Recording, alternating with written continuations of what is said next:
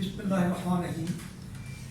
Pitman shorthand का आज जो लेसन शुरू करते हैं का नाम है डाइनिंग ऑफ खतूत, यानी हरूफ जो पढ़े आपने दीज 26 नंबर, इनको मिलाना है। हरूफ के मिलाने का टीका इतना आपने पढ़ना है। तो टीके का ये होता है, पहले तो स्ट्रोक आपको याद होंगे, सारे का सारे मुकम्मल याद होने चाहिए, एक की ओरिजिनल शेप याद होनी चाहिए, राइट हैंड थिकनेस जो कैरेक्टर है उसका पता होना चाहिए, तो फिर इनको हम मिलाते हैं। तो मिलाने का तरीका ये है कि अगर पहला स्ट्रोक नॉर्मल हो या कोई भी और आ जाए और जनरल के अलावा, तो वो लाइन को टच करेगा, लाइन को टच करेगा और जहाँ वो एंड होता है वहीं से दूसरा स्ट्रोक यूज करते हैं। और फिर डायरेक्शन इसकी तीन बताइए मैंने, ये नॉर्मल डायरेक्शन के हैं कितने, ये 16 स्ट्रोक, ये हॉरिजॉन्टल हैं जो उसकी होते हैं 5 और अपर हैं जो कि 5 हैं, इस तरह बनते हैं 26। मिलाने के लिए पहला जो भी हो, हॉरिजॉन्टल बाद में पढ़ेंगे हम, तो नॉर्मल हो फिर अपर हो, तो पहला लाइन टच करेगा, दूसरा तो उसके एंड से शुरू करेंगे, या दूसरा खत्म होगा वहाँ से तीसरा शुरू करेंगे, तीसरे खत्म होगा चौथा शुरू करेंगे एंड सो ऑन। ये जो जॉइनिंग पॉइंट है इससे बार बार पेंसिल को लिफ्ट नहीं करेंगे, यहाँ से पेंसिल ना उठे जब तक 2 3 4 तो आपस में ज्वाइन नहीं हो पाते। इसी तरह से इनकी ओरिजिनल शेप का ख्याल रखेंगे हमें, और इनका साइज सबका बराबर होगा, सबकी यूनिफॉर्म लेंथ होती है इसके अंदर। तो ये तत्वों को मिलाता हूँ आपके सामने। सपोज पी हमें मिलाना है, और इम्पॉर्टेंट बात यह कि डायरेक्शन चेंज नहीं करनी, किसी तो की डायरेक्शन लेफ्ट राइट अप तो बिल्कुल चेंज नहीं करनी। जैसे पी मिलाते हैं हम, तो पी लाइन को टच करेगा और will down lifting of your right other stroke की नीचे आने नहीं करना, कि पहला टच कर रहे हैं दोनों ऊपर ये बात नहीं करनी, नहीं ये डायरेक्शन चेंज हुई तो के नहीं करनी, ये बन जाए पी। अगर पी है तो पहला लाइट है, दूसरा थोड़ा सा डार्क कर दी बन जाए। अगर पी है तो ये पी डी और जो है लगा दी, पी है B B M L, light को लाइट, डार्क को ज़्यादा डार्क नहीं करना। और देखते जाए ये बन जाएगा F R L N D, ये बनता है इश आर एल डी। यहाँ में क्यों बनाना मैं आपको दोबारा, इसको इस लिख रहे हैं, ये नहीं इशार है तो आप इसको ऐसे बना रहे हैं, आर को यूँ बना रहे हैं, इनको जो शेप हो, यानी ये गलत है, ये भी गलत है, इसको यूँ ही रखना है और आर को थाए बराबर लेना है, बाकियों भी ऐसे करना है। एफ पर है, इसको भी एफ ऐसे और यूँ नहीं बनाना है कि कुछ और बन जाता है, इसको भी एफ के बाद आर आए ऐसे रखना है।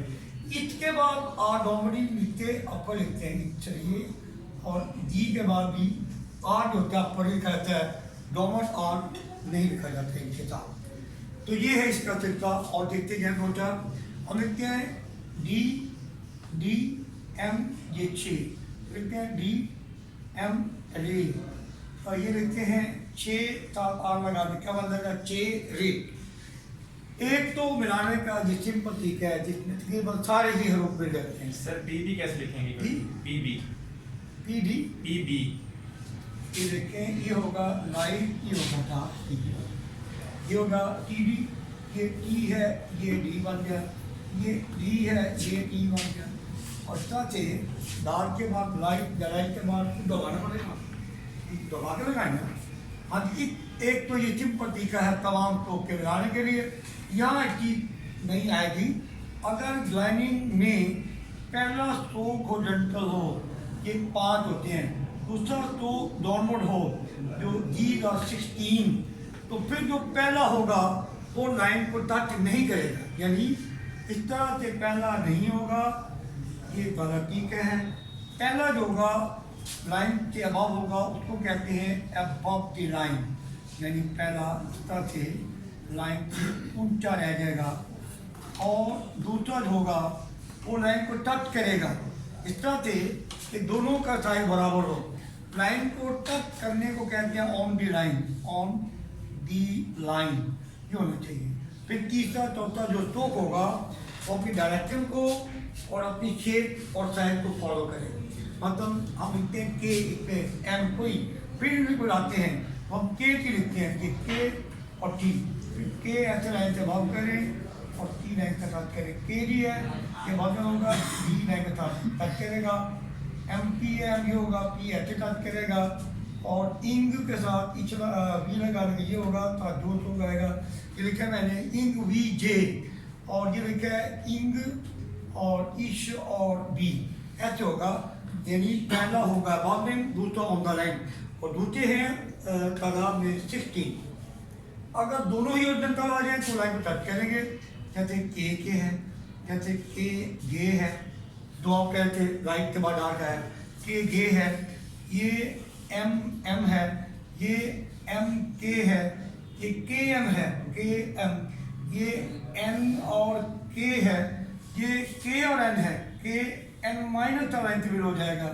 ठीक है, ये के इंग है, के और ये इंग बन जाएगा। और दोनों ऊपर भी आ सकते हैं, ऊपर के दोनों तीनों, जैसे रे है, जैसे वे है, ये रे है और हे रे है। इनके बाद डाउनवर्ड भी होरिजॉन्टल भी आ सकते हैं, जैसे रे ये के लगा दिया, और रे साथ इंग लगा दिया, ये हे रे साथ डी लगा दिया, ये हे रे साथ जी लगा दिया, ये हे रे साथ डी लगा दिया। बाद में बन जाएंगे ये जिनके हे रे डी, ये बाद बनेगा हरे, ये हरे बनेगा बाद में। ये लफ्ज़ों में ही कन्वर्ट करेंगे, और इनको लफ्ज़ों में कन्वर्ट जब करना होगा हमें एक बड़ा इंपॉर्टेंट लेसन पढ़ना पड़ेगा, उसका नाम है वावल। क्या नाम है? वावल।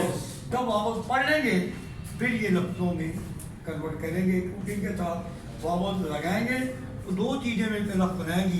पहला हिस्सा होगा सटोक, जिसे पढ़ रहे हैं। सटोक एक भी हो सकता है, 2, 3, 4, 5 भी हो सकते हैं, और वावल जो हैं वो इसमें लगाएंगे तो बनेगा सटोक plus vowel is equal to word. हरफ हो, आवाज़ हो, जिसको वावल कहते हैं, दोनों का मजमूआ क्या होगा? लफ्ज़ होगा। तो ये इंशाल्लाह आपको नेक्स्ट लेसन में बता दिया जाएगा। ये आपका आज का लेसन है। कोई क्वेश्चन करने वाली आ जाए, कोई चीज़? Okay, thank you very much. Book निकालें अब।